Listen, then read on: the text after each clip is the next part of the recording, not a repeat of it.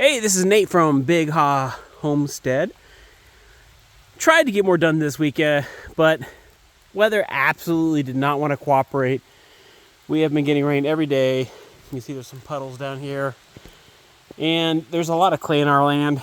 And the problem with that is the tractor wouldn't exactly like it.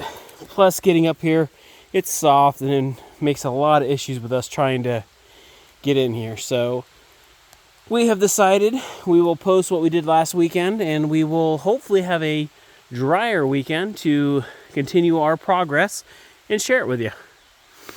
Thank you for following, liking, and sharing.